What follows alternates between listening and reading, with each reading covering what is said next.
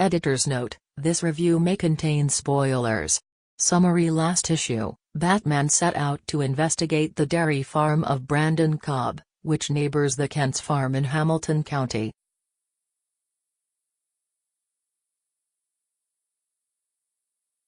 Now it's the next morning and Batman hasn't returned.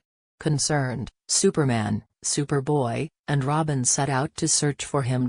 Instead, they find that the giant squid Superman and Son faced in issue number 2 has come to Hamilton County.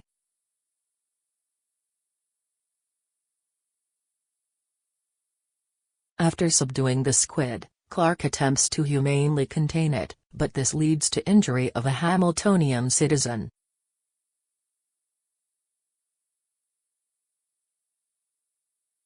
This leads Superboy to question whether Batman and Robin's methods for handling threats in today's world is more relevant than his father's.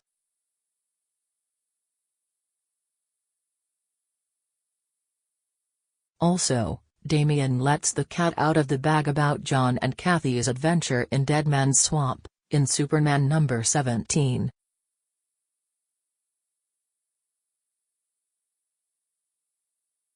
While Superman heads to investigate the mysterious house in the swamp, Jon and Damian have a surprising encounter with Kathy on the way back to the Kent farm.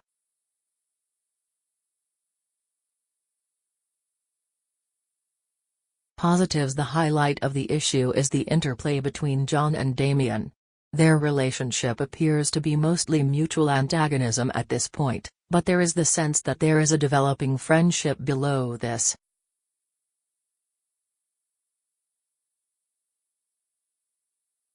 It's not to the point where either will acknowledge that they like working together, but they are starting to function together as a team.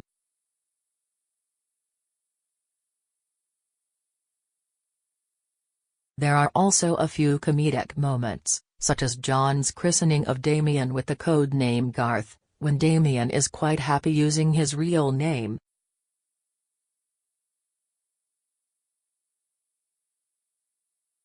Also, there is Damian's insistence that he doesn't need any milk from Cobb's prize-winning cow Bessie.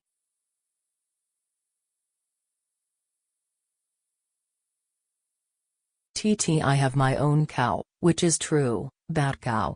Negatives: I was disappointed to learn in last week's Action Comics number 977 that the Kents will be moving back to Metropolis.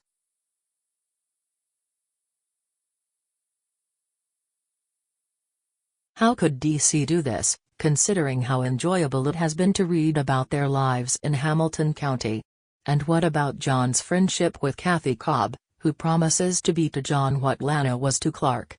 Well, it appears that this story is going to tell us how their time in Hamilton County finally turned to crap.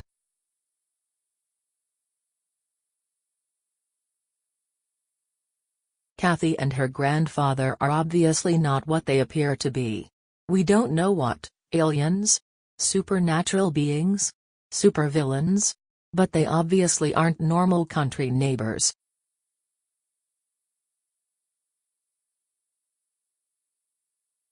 The sinister goings-on in Hamilton County seem to be laying the groundwork for the Kents' exodus to Metropolis.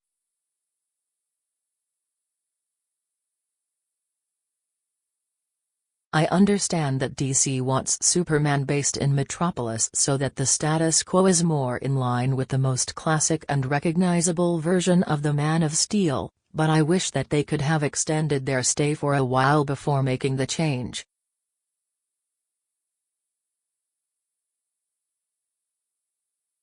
Also, I don't mind that they are trying to establish Jon as having to struggle with how his father deals with threats as opposed to how Damian and Batman do.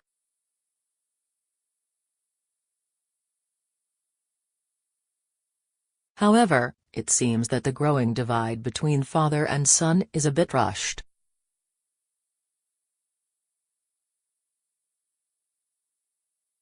This is the kind of split that develops over a time, not over the course of one issue.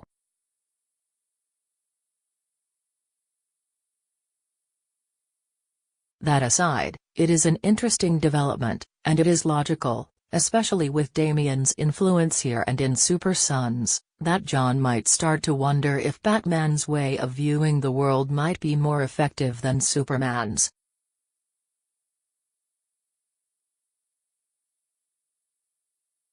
Plus it gives us what may be the most profound piece of advice Clark has given his son so far: listen, son.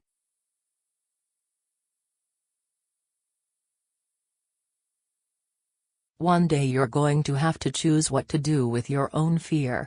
Whatever you choose, right or wrong, it's going to change people's lives.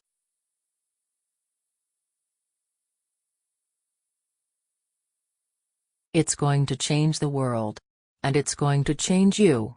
I can picture Pa Kent saying the same to a young Clark. Clark wants to guide Jon to make the same decision he did, but Clark sagely realizes that this is a decision that Jon needs to make for himself.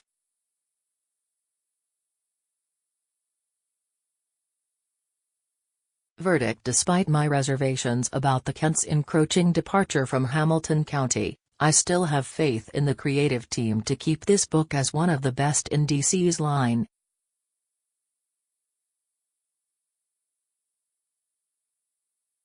Superman is always the first book I read on the weeks when there is a new issue.